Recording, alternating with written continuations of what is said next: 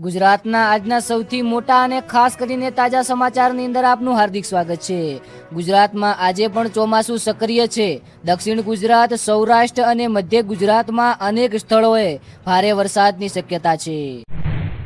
નવસારી, વલસાડ, સુરત, તાપી અને ડાંગ જિલ્લામાં ભારે વરસાદની આગાહી હોવાથી તંત્રએ એલર્ટ પર છે।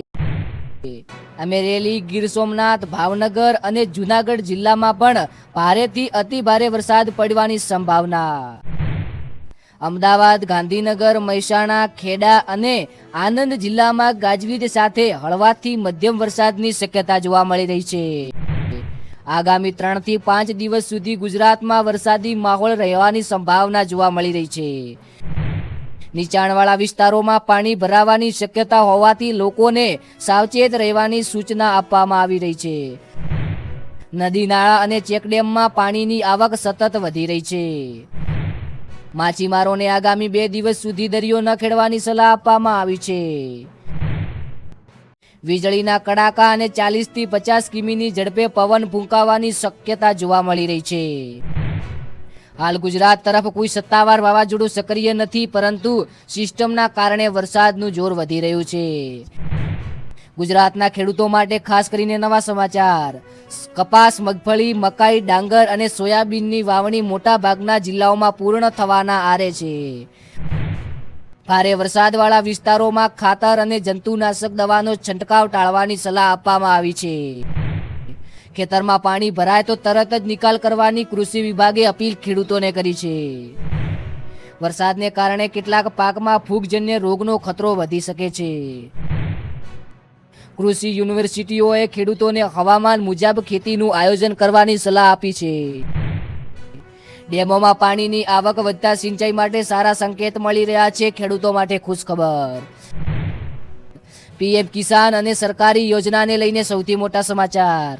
પીએમ કિસાન યોજના હેઠળ 2000ના આગામી હપ્તાની ખેડૂતો રાહ જોઈ રહ્યા છે। હપ્તો મેળવવા માટે ઈ-કેવાયસી, આધાર અને બેંક ખાતાની વિગતો અપડેટ રાખવાની જરૂરી છે। લાભાર્થી યાદીમાં નામ અને જમીનના રેકોર્ડ એકવાર જરૂરથી તપાસી લેવા। કૃષિ સહાયની વિવિધ યોજના માટે ઓનલાઈન અરજી પ્રક્રિયા હાલમાં ચાલુ છે। ખેડૂતોને પાક વીમા સંબંધી દસ્તાવેજ તૈયાર રાખવાની સલાહ આપવામાં આવી છે। રાજ્ય અને દેશના મહત્વના સૌથી મોટા સમાચારની વાત કરીએ તો વરસાદને કારણે કેટલાક જિલ્લાઓમાં શાળાઓ માટે સ્થાનિક તંત્ર પરિસ્થિતિ પર નજર રાખવામાં આવી છે। ગ્રામ્ય માર્ગો પર પાણી ભરાવાના કારણે કેટલાક રસ્તાઓ પર અવરજવર ધીમી પડી છે। રાજ્ય સરકાર દ્વારા બચાવ ટીમોને સ્ટેન્ડ બાય પર રાખવામાં આવી છે। વીજ વિભાગે વરસાદી દરમિયાન વીજળીના થાંભલા અને તારથી દૂર રહેવાની અપીલ કરી છે। આગામી 48 કલાકમાં દક્ષિણ ગુજરાતમાં વરસાદનું જોર રહેવાની શક્યતા છે। અંબાલાલ પટેલે દક્ષિણ ગુજરાત, સૌરાષ્ટ્ર અને મધ્યમ ગુજરાતના કેટલાક વિસ્તારોમાં હજુ ભારે વરસાદની શક્યતા વ્યક્ત કરી છે। રાજ્યમાં સતત વરસાદને કારણે અનેક નાના મોટા ચેકડેમ અને તળાવોમાં નવા પાણીની આવક વધી રહી છે, જેનાથી ખેડૂતોમાં ખુશીનો માહોલ છે। કેટલાક જિલ્લાઓમાં નદીઓના જળસ્તરમાં વધારો નોંધાતા નદી કિનારના ગામોને સાવચેત રહેવા સૂચના આપવામાં આવી છે। ભારે વરસાદને કારણે નીચાણવાળા ખેતરોમાં પાણી ભરવાની સમસ્યા જોવા મળી રહી છે।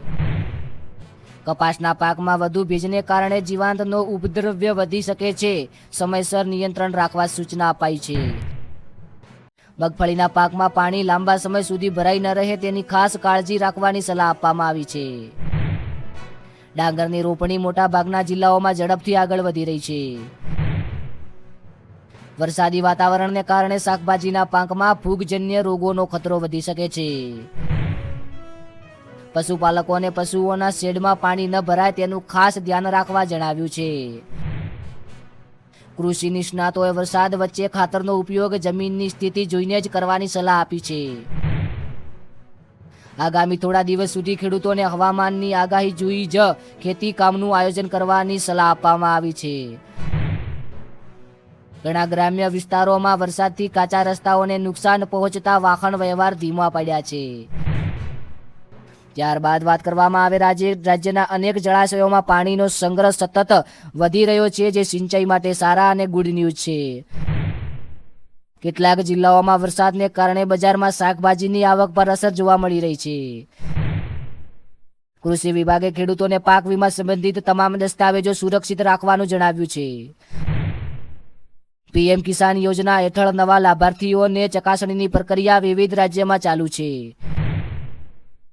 ખેડૂતોને ઈ-કેવાયસી અને આધાર લિંકિંગ પૂર્ણ રાખવાની ફરી એકવાર સલાહ આપવામાં આવી છે, જેથી આગામી હપ્તામાં કોઈ મુશ્કેલી ના આવે. હવામાન વિભાગે જણાવ્યું છે કે આગામી 48 કલાક દરમિયાન દક્ષિણ ગુજરાત અને સૌરાષ્ટ્રમાં વરસાદનું જોર યથાવત કરી શકે છે.